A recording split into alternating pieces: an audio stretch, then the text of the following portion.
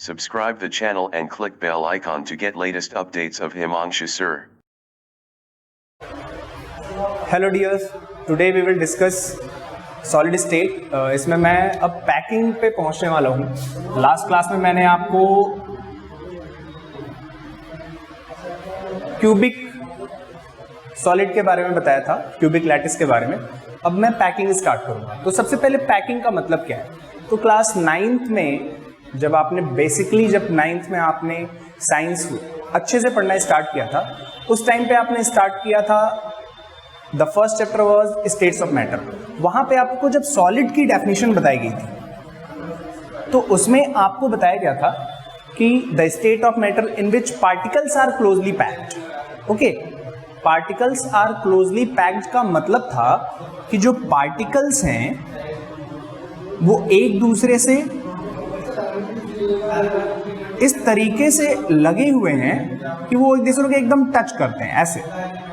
ठीक है, तो ये क्लोजली पैक्ड पार्टिकल्स के बारे में आपको बताया गया था क्लास 9th में। ठीक है, वही जो क्लोजली पैक्ड पार्टिकल्स आपको बताया गया था 9th में। और अभी मैंने स्टार्ट में आपको जब सॉलिड की डेफिनेशन बताई थी तो वहां पे भी मैंने आपको पार्टिकल्स का अरेंजमेंट वगैरह करके बताया था। तो वो पैकिंग कैसे होती है, किस तरीके से होती है, उसी के बारे में हमको आज पढ़ना है। तो फर्स्ट ऑफ ऑल हम देखते हैं पैकिंग। तो पैकिंग का मतलब है कि पार्टिकल्स का जो अरेंजमेंट है वो किस तरीके से। सबसे पहले जो पैकिंग हम समझेंगे, देखिए होती नहीं है पैकिंग इस तरीके से, लेकिन पैकिंग को जब समझने की बात आती है तो हम सबसे पहले स्टार्ट करते हैं वन डायमेंशनल पैकिंग से, 1D packing. Okay, 1D packing का मतलब है यूनिडायमेंशनल, वन डायमेंशनल पैकिंग। जब हम वन डायमेंशनल पैकिंग को अंडरस्टैंडिंग में ले लेते हैं, उसके बाद हम उसी पैकिंग से कोरिलेट करके 2 डायमेंशनल पैकिंग को समझते हैं।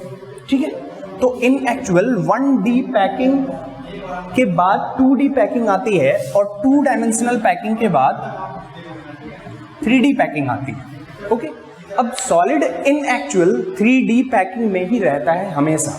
ठीक है, लेकिन इस 3 डायमेंशनल पैकिंग को अच्छे से समझने के लिए हमको 1 डायमेंशनल की पैकिंग, 2 डायमेंशनल की पैकिंग को अंडरस्टैंडिंग में लेना होगा। सबसे पहले मैं स्टार्ट करता हूं 1 डायमेंशनल की पैकिंग को। तो 1 डायमेंशनल पैकिंग का मतलब यह है कि पार्टिकल्स का एक लीनियर वे में arrangement, the arrangement of particles in a linear way like this, one particle other particle other particle. Linear way का मतलब क्या है? When you will match the centre of these particles then what we will get? A single line. ठीक है, example के लिए मेरे पास है, मैं आपको दिखाता हूं। Each sphere is a particle. यहां पे जो मेरे पास एक स्फीयर है वो एक पार्टिकल है। अब इस स्फीयर को मैंने 1 1 1 1 अरेंज कर दिया। ओके, तो अब ये जो अरेंजमेंट है ये 1 डायमेंशन का है। ठीक है, अभी ये पूरा का पूरा सॉलिड प्रिपेयर नहीं हुआ है, क्योंकि मैंने आपको बताया सॉलिड हमेशा 3D में ही रहता है। ठीक है, ये 1 डायमेंशन का पैकिंग मेरे सामने दिख रहा है। ठीक है, इसके बाद 2 डायमेंशनल पैकिंग। तो अभी ये 1 डायमेंशन की एक पैकिंग है जिसमें पार्टिकल्स लीनियर वे में अरेंज्ड हैं। इसी को रिपीट करने से 2 डायमेंशन का पैकिंग डेवलप होता है। कैसे डेवलप होता है? उसके 2 तरीके हैं, वो मैं आपको दिखाता हूं। अब ये जो लाइन है इनको 2 तरीके से अरेंज करके मैं 2 डायमेंशन की पैकिंग डेवलप कर सकता हूं। कैसे कैसे? द फर्स्ट वे, जो पहला वे है वो ये है कि मेरे पास जो 1 डायमेंशन का रो है उस रो को रिपीट कर दूं, जस्ट वन अबव अनदर। अगर मैंने स्फीयर के ठीक ऊपर, ये 1 डायमेंशन 1 डायमेंशन का एक पैकिंग है, this one is another 1 dimension packing. अब मैंने क्या किया, इस 1 डायमेंशन के पैकिंग को एग्जैक्टली इसके ऊपर प्लेस कर दिया। ठीक है, ये मेरा 2 डायमेंशन पैकिंग क्रिएट हो गया। ठीक है, अभी 2 डायमेंशन पैकिंग का एक दूसरा वे भी है। ठीक है, उसको भी समझते हैं। अच्छा, ये 2 डायमेंशन का जो ये पैकिंग है, इस पैकिंग में अगर मैं एक 3rd रो भी लगाऊं अभी भी ये 2 डायमेंशन में ही है, one above another. Okay, 2 dimension कैसे, तो इसको समझिए, इसमें लेंथ और ब्रेथ 2 ही चीजें आती हैं। अगर मैं इनके सेंटर्स को मैच करा दूं, यानी कि जो मेरे पास स्फीयर्स हैं, इन स्फीयर्स के सेंटर्स को अगर मैं मैच करा दूं, तो मेरे पास लेंथ और ब्रेथ 2 चीजें आती हैं, इसलिए ये 2 डायमेंशन की पैकिंग है। ओके, अच्छा, ये एक तरीका, this is one way of 2 dimension packing, ठीक है। अच्छा, जब इस पैकिंग में, अब मैं आपको बोर्ड पे दिखाता हूं, इस पैकिंग में मैंने ये 3rd रो भी इसके नीचे प्लेस कर दिया। इस पैकिंग में अगर आप देखेंगे तो जो ईच स्फीयर है, एक कोई स्फीयर है यानी कि एक पार्टिकल है, उस स्फीयर के अराउंड टोटल 4 स्फीयर्स सराउंडेड है, ठीक है। अब इन 4 स्फीयर्स के सेंटर्स को जब मैं मिलाऊंगा तो एक स्क्वायर डेवलप होता है, ठीक है। इसलिए इस फॉर्मेशन को स्क्वायर क्लोज्ड 2D पैकिंग कहते हैं। ओके, अभी मेरे पास, मैंने कहा था कि 2D पैकिंग का एक दूसरा से एक सेकेंड वे भी है। वो सेकेंड वे क्या है कि मैं इस रो के जो स्फीयर्स हैं, इन स्फीयर्स के बिटवीन यहाँ पे डेप्थ है, गड्ढा, ठीक है। जो मैं दूसरी रो प्लेस करूंगा वो इस गड्ढे में प्लेस करूंगा, मींस दूसरी रो के जो स्फीयर्स होंगे वो इस गड्ढे में आएंगे, तीसरी रो के स्फीयर्स उस सेकंड वाली रो के गड्ढे में आएंगे। तो इन एक्चुअल होगा क्या, इस तरीके से ये जो तीसरा रो डेवलप होगा वो फर्स्ट रो के इक्विवेलेंट होगा, और जो 4th रो डेवलप होगा, अगर मैं ऐसे ही डेवलप करता चला जाऊं तो वो सेकंड के इक्विवेलेंट होगा, सेकंड के जैसा ही होगा। एग्जांपल के लिए मैं आपको दिखाता हूं, ये फर्स्ट रो, इस फर्स्ट रो के ऊपर जब मैंने सेकंड रो प्लेस किया तो मैंने एज स्फीयर टू स्फीयर ना रख के डेप्थ टू स्फीयर रखा।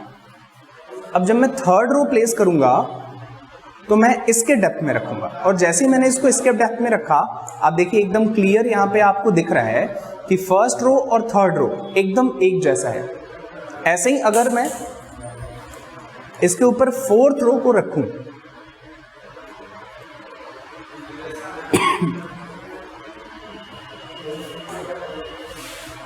फोर्थ रो, तो ये 4th रो सेकेंड रो की तरह है। ओके, इसी को मैंने ए और बी पैटर्न का नाम दिया है, जो आपको बोर्ड पे दिख रहा है, ठीक है। इस तरीके से अब जब ये दूसरे वाले तरीके से मैं स्फीयर्स को अरेंज करता हूं, यानी कि रोज को अरेंज करता हूं, तो क्या होता है कि किसी भी एक स्पेसिफिक स्फीयर के अराउंड जो टोटल स्फीयर्स सराउंड होते हैं वो होते हैं 6। इसलिए इस स्पेसिफिक पैटर्न को हम कहते हैं HC, यानी कि हेक्सागोनल क्लोज्ड 2D पैकिंग, ठीक है। अब देखिए मेरे पास 2D पैकिंग के 2 पैटर्न हैं, ठीक है। तो अब 3D पैकिंग के जो पैटर्न बनेंगे वो इन दोनों से ही बनेंगे, ठीक है। सबसे पहले मैं इसकी बात करता हूं। अगर मैं इसको रिपीट करूं तो सिंस इनमें कोई डिफरेंशिएशन नहीं है, कोई भी अलग तरीके की चीज नहीं है, इसलिए क्या होगा, जब मैं इसको प्लेस करूंगा तो exactly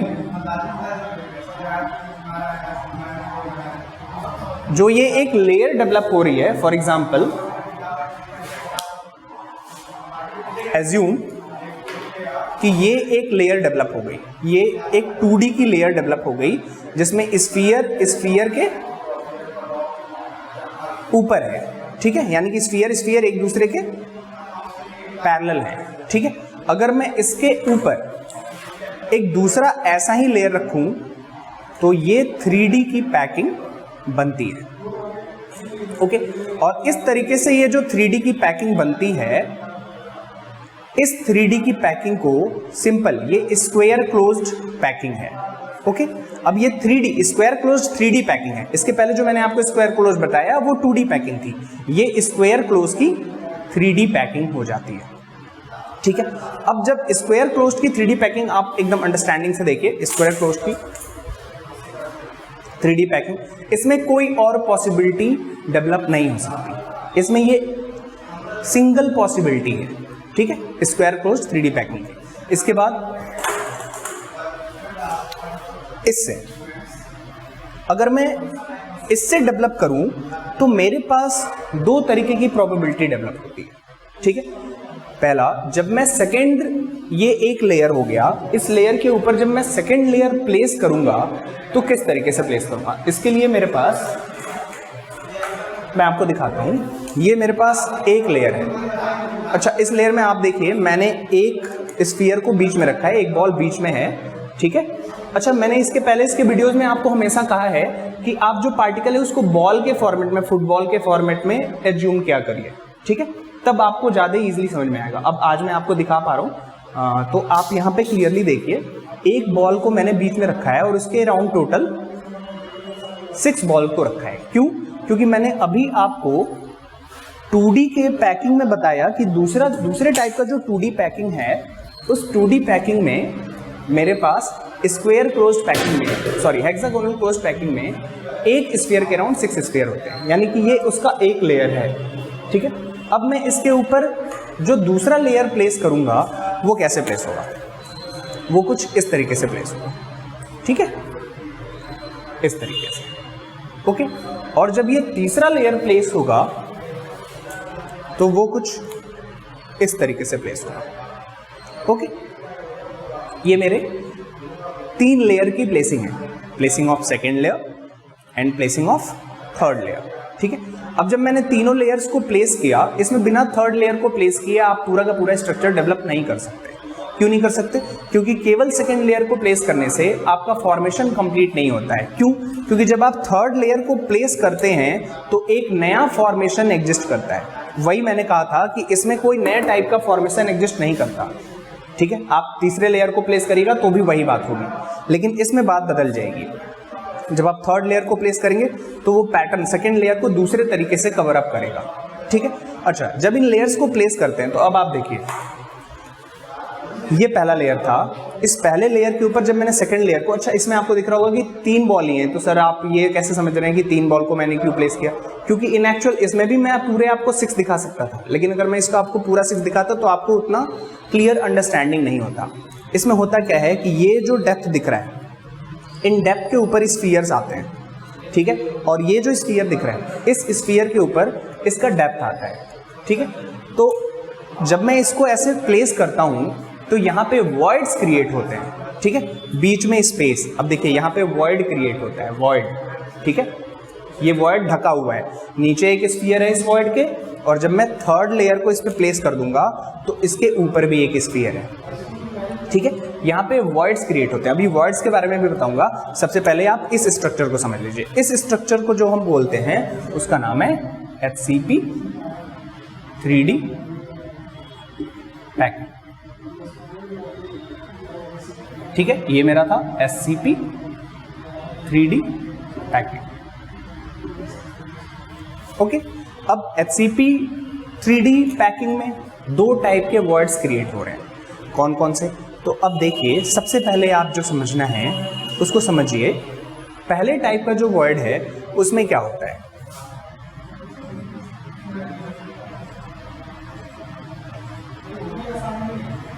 one two three four five six, जो पहले टाइप का वर्ड है उसमें जो एक पर्टिकुलर वॉइड है, जो यानी कि डेप्थ है, ठीक है, उस डेप्थ के अराउंड टोटल 4 स्फीयर्स एडजस्टेड होते हैं, ठीक है।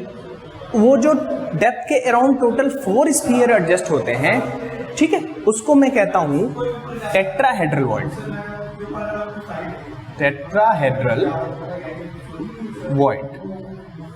टेट्राहेड्रल वॉइड कौन सा है? जिसमें डेप्थ के अराउंड टोटल 4 स्फीयर्स यानी कि 4 पार्टिकल्स सराउंडेड होते हैं, वो है मेरा टेट्राहेड्रल वॉइड। और दूसरा वॉइड है